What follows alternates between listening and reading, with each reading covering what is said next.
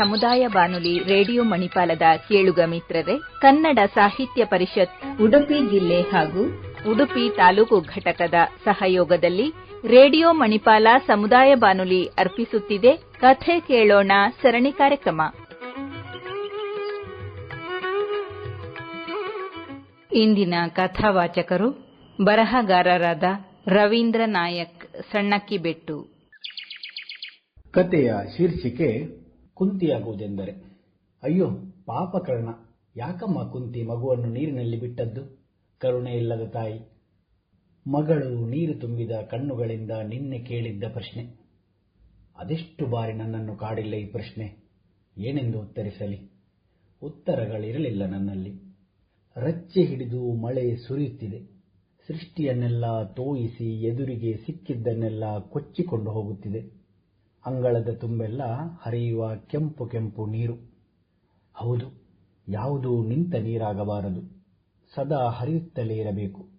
ನಿಂತು ಪಾಚಿ ಕಟ್ಟುವುದು ನಾನು ಎಂದಿಗೂ ಯೋಚಿಸದ ಕನಸು. ಗಿರಿ ಕಂದರ ಎಲ್ಲವನ್ನೂ ಸರಿಸಿ ಮುಂದೆ ಸಾಗಿ ಸಾಗರ ಸೇರುವ ನದಿಯಂತೆ ಬದುಕು ಸದಾ ಚಲನಶೀಲೆ. ಇದನ್ನೇ ತಾನೇ ನಾನು ನನ್ನ ಬದುಕಿನ ಸೂತ್ರವಾಗಿ ನೆಚ್ಚಿಕೊಂಡದ್ದು. ಎಲ್ಲವೂ ಕೊಚ್ಚಿಕೊಂಡು ಹೋಗುವಾಗ ಮತ್ತೆ ಹರಿಯುವುದು ಅದೆಷ್ಟು ಕಷ್ಟ. ಆದರೂ ಅದು ಮಳೆಗೆ ಅದೆಷ್ಟು ಸಹಜ. ನನಗೆ ಮಳೆಯ ನೀರಿಗೆ ನೆನಪುಗಳ ಹಂಗಿಲ್ಲ. ಅಂದು ಕೂಡ ಇಂತಹುದೇ ಒಂದು ಮಳೆ ಸುರಿಯುತ್ತಿದ್ದ ಸಂಜೆಯಲ್ಲಿ ಕನಸುಗಳ ಕಾಮನ ಬಿಲ್ಲನ್ನು ಹೊಸೆದುಕೊಂಡು ಕೂತಿದ್ದೆ. ಚೊಚ್ಚಲ ಬಸಿರು. 1 ವರ್ಷದ ನಮ್ಮ ಒಲವಲ್ಲಿ ಕುಡಿಯೊಡೆಯುತ್ತಿರುವ ಚಿಗುರನ್ನು ಬಸಿರಲ್ಲಿ ಹೊತ್ತುಕೊಂಡು ಮೆದುವಾಗಿದ್ದೆ, ಗೆಲುವಾಗಿದ್ದೆ, ಭೂಮಿಯಾಗಿದ್ದೆ. ಸಂಭ್ರಮ ಸಂತಸಗಳ ಕಾರಣವಾಗಿದ್ದೆ.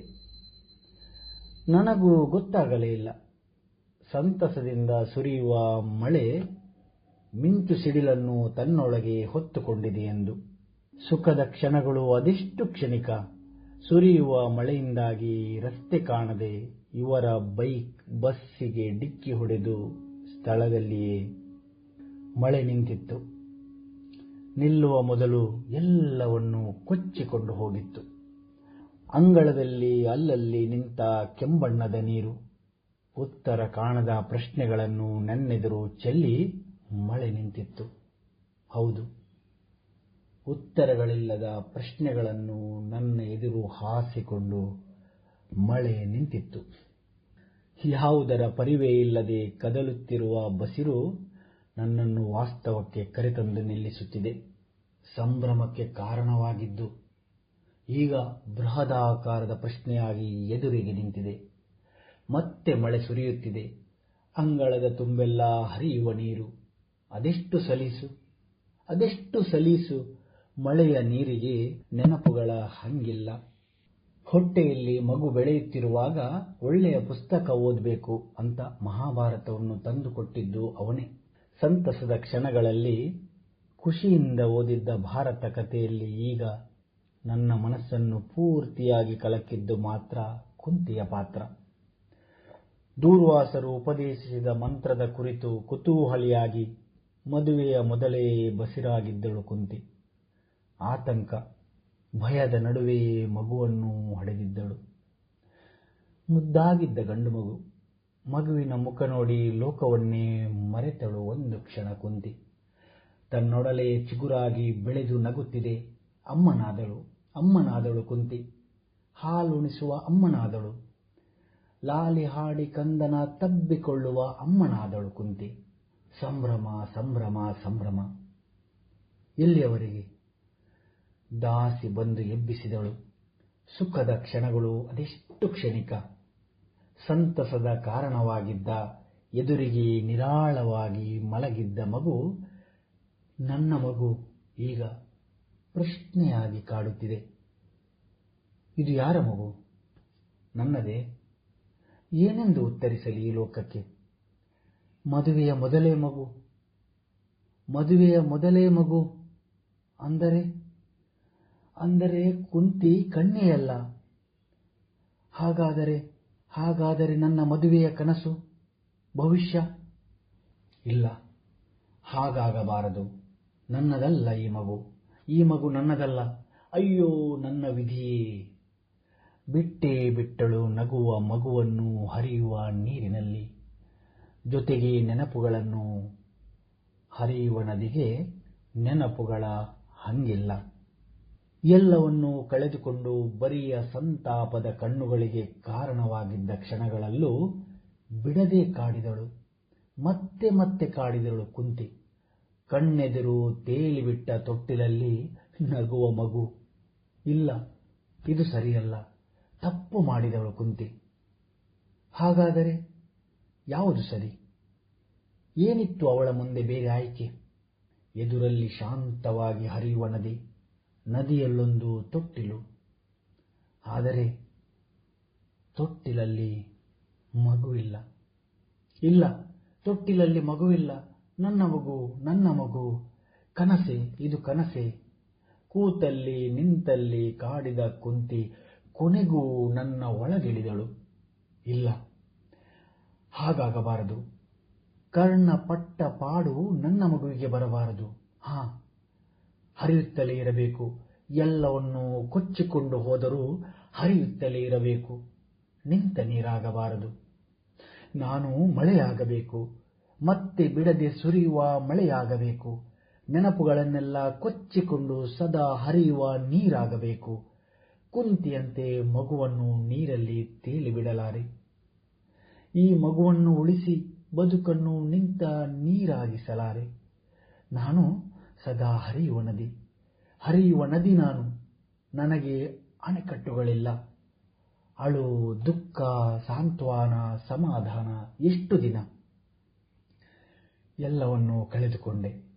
ಎದುರಿಗೆ ಶಾಂತವಾಗಿ ಹರಿಯುವ ನದಿ, ತೇಲಿ ದೂರ ದೂರ ಸಾಗುತ್ತಿರುವ ತೊಟ್ಟಿಲು, ಬರಿಯ ತೊಟ್ಟಿಲು, ಕಂದನಿಲ್ಲದ ತೊಟ್ಟಿಲು. ಬರಿದಾದೆ, ಹಗುರಾದೆ, ಮತ್ತೆ ಹರಿಯುವ ನೀರಾದೆ. ಹರಿಯುವ ನೀರಿಗೆ ನೆನಪುಗಳ ಹಂಗಿಲ್ಲ. ಯಾವುದೂ ನಿಲ್ಲುವುದಿಲ್ಲ. ಹರಿಯುವುದೇ ಬದುಕು. ಮತ್ತೆ ಮದುವೆ, ಮತ್ತೆ ಮಗು, ನಗು. ಬದುಕು ಸದಾ ಚಲನಶೀಲೆ. ಎಡೆಬಿಡದೆ ಸುರಿಯುವ ಮಳೆ, ಹರಿಯುತ್ತಿರುವ ನೀರು. ಮತ್ತು ಈಗ ಮಗಳ ಪ್ರಶ್ನೆ. ಕೆಟ್ಟವಳು ಕುಂತಿ. ಕುಂತಿ ಕೆಟ್ಟವಳು. ಕುಂತಿ ನಿಜಕ್ಕೂ ಕೆಟ್ಟವಳೆ. ಹೇಗೆ ಎದುರಿಗೆ ಇರಿಸಲಿ ಈ ಕುಂತಿಯನ್ನು ನನ್ನ ಮಗಳ ಎದುರು? ಅರ್ಥವಾದಾಳೆ ಕುಂತಿ ನನ್ನ ಮಗಳ ಕಣ್ಣಿಗೆ? ಕುಂತಿಯಾಗದ ಹೊರತು ಕುಂತಿ ದಕ್ಕುವವಳಲ್ಲ. ಕುಂತಿಯಾಗದ ಹೊರತು ಕುಂತಿ ದಕ್ಕುವವಳಲ್ಲ.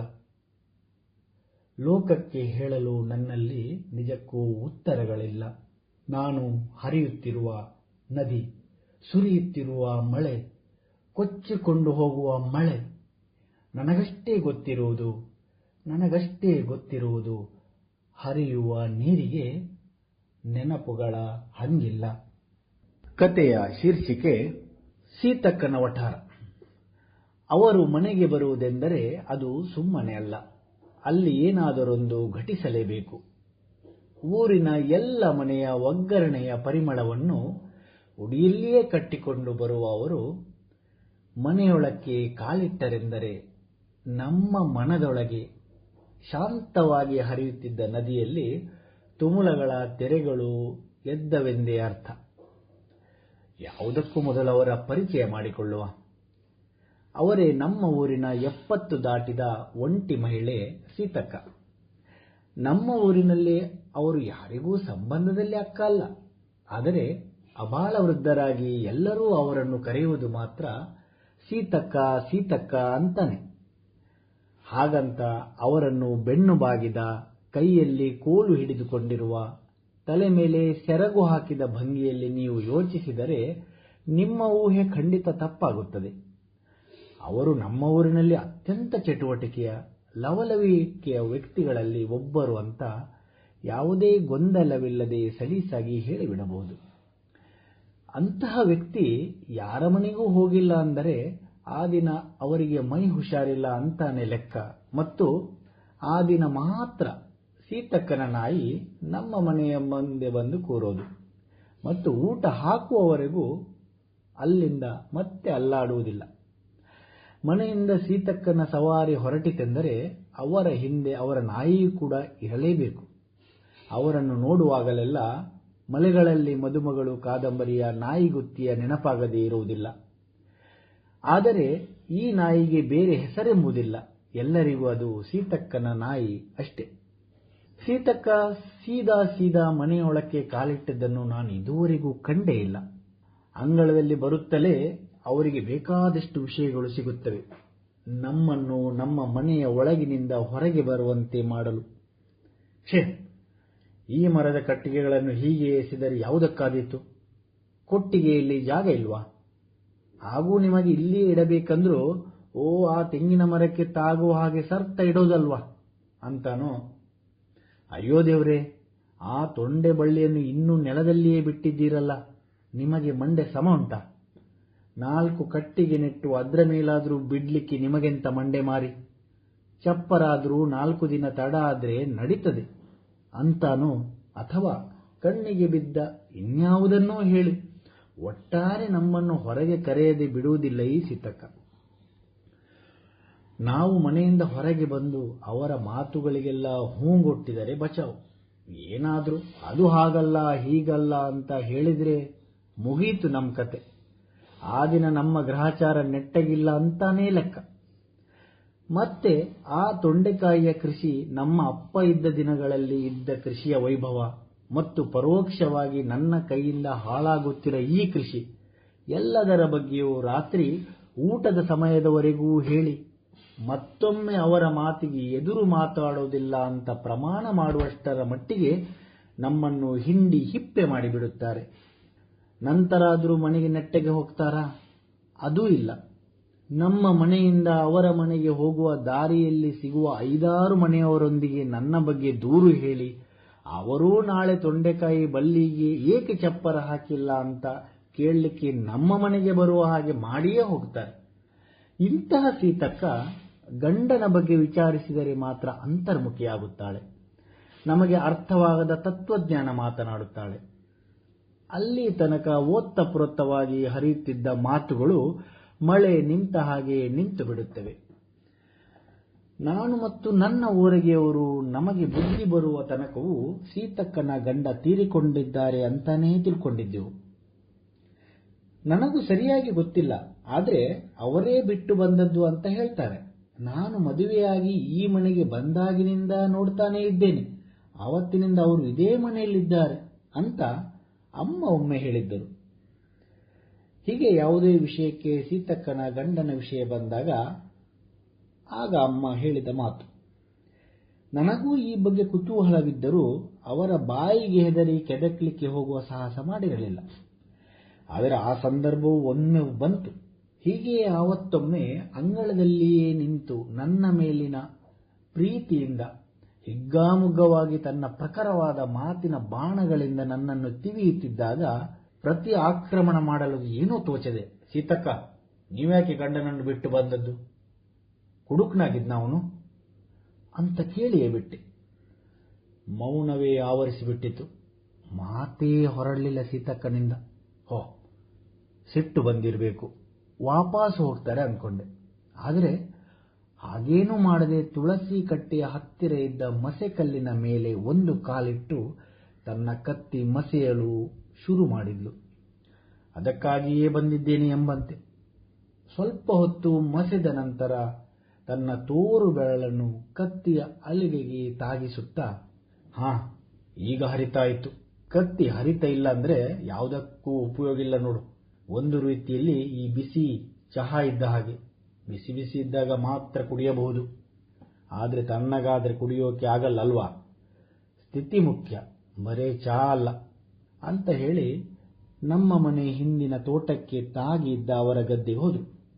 ಸೀತಕ್ಕನ ಜೊತೆ ಅವರ ಗಂಡನ ವಿಷಯ ಕೇಳಬಾರದು, ಕೇಳಿದ್ರೆ ಏನೇನೋ ಹೇಳ್ತದೆ ಅಂತ ಹೇಳೋದನ್ನ ನಾನು ಕೇಳಿದ್ದೆ. ನಿಜ ಆಯ್ತು ಇವತ್ತು. ಅವರೇನು ಹೇಳಿದ್ರು ಅಂತ ನನಗಂತೂ ಅರ್ಥ ಆಗಲಿಲ್ಲ. ಬಹುಶಃ 70 ದಾಟಿತಲ್ವಾ, ಅರಳು ಮರಳು ಇರಬೇಕು ಅಂದ್ಕೊಂಡೆ. ಇನ್ನೂ ಆ ವಿಷಯದಲ್ಲಿ ಕೇಳಲೇಬಾರದು ಅಂತ ನಿರ್ಧಾರ ಮಾಡಿ ಬೇರೆ ಕೆಲಸದಲ್ಲಿ ಮಗ್ನನಾದೆ. ಸುಮಾರು ಅರ್ಧ ಗಂಟೆ ಕಳೆದಿರಬಹುದು. ಮತ್ತೆ ಸೀತಕ್ಕನ ಮಾತು ಕೇಳಿ ಅಂಗಳಕ್ಕೆ ಕಾಲಿಟ್ಟೆ. ನನ್ನ ನೋಡುತ್ತಲೇ, ಏನೋ ನಿನಗೆ ನನ್ನ ಗಂಡನ ವಿಷಯ ಬೇಕಾ? ಹೌದು, ನಾನೇ ಅವರನ್ನು ಬಿಟ್ಟು ಬಂದೆ. ಹಾಗಂತ ಈಗ ನಾನು ಯಾರ ಮನೆಯಲ್ಲೂ ಬೇಡು ತಿಂತ ಇಲ್ಲ. ನಿನ್ನ ಮನೆಗೂ ಬಂದಿಲ್ಲ. ನಾಳೆ ಸತ್ತರೆ ನನ್ನ ಮನೆಯಲ್ಲೇ ಸಾಯ್ತೇನೆ. ನಿನ್ನೆ ಮೊನ್ನೆ ಹುಟ್ಟಿದವರೆಲ್ಲ ಕೇಳುವ ಹಾಗಾಯ್ತು ಅಂತ ಅಷ್ಟು ಹೇಳಲಿಕ್ಕೆ ವಾಪಸ್ಸು ಬಂದವರಂತೆ ಬಂದು ದುಡು ಅಂತ ಹೋಗಿಬಿಟ್ರು. ಯಾಕೋ ಅವರನ್ನು ಕೆಣಕ್ಲಿಕ್ಕೆ ಹೋದದ್ದು ಅಂತ ಅಮ್ಮ ಹೊರಗೆ ಬಂದು, ನಿನಗೆ ಗೊತ್ತಿಲ್ಲ, ನೀನಿನ್ನೂ ಚಿಕ್ಕವನು. ಆಗ ಅವರ ಗಂಡ ಸೀತಕ್ಕನ ಮನೆಗೆ ಆವಾಗ ಬರೋರು. ಆದ್ರೆ ಈ ಹೆಂಗಸಿನದ್ದೇ ಬಾಯಿ ಜೋರು. ಪ್ರತಿ ಸಲನೂ ಗಂಡನಿಗೆ ಬೈದು ಅವಮಾನ ಮಾಡಿ ಮನೆಯೊಳಗೆ ಸೇರಿಸಿಕೊಳ್ತಿರ್ಲಿಲ್ಲ. ಅದು ಎಂಥ ಬೈಗಳು ಅಂತೀಯ ರಾಮರಾಮ, ಅಸಹ್ಯ. ಆ ಗಂಡಸಿಗೆ ಹೇಗಾಗಿರ್ಬೇಕು. ರಾತ್ರಿ ತನ್ನ ಊರಿಗೆ ಹೋಗ್ಲಿಕ್ಕಾಗದೆ ಎಷ್ಟೋ ಸರಿ ನಮ್ಮ ಮನೆಯಲ್ಲಿ ಉಳ್ಕೊಳ್ತಿದ್ರು. ಅದೆಷ್ಟು ಸಲ ಅತ್ತು ಹೋಗಿಲ್ಲ ಅವರು. ತುಂಬಾ ಪಾಪದವರು. ನಾನು ಇತ್ತೀಚೆಗೆ ಕೇಳಿದ ಸುದ್ದಿ, ಅವರಿಗೂ ಈಗ ಬೇರೆ ಮದುವೆಯಾಗಿ ಮಕ್ಕಳಿದ್ದಾರೆ ಅಂತ ಅಮ್ಮ ಹೇಳಿದಾಗ ಇನ್ನು ಈ ವಿಷಯದಲ್ಲಿ ಮಾತುಕತೆ ಬೇಡ ಅಂತ ಅನ್ನಿಸಿತು.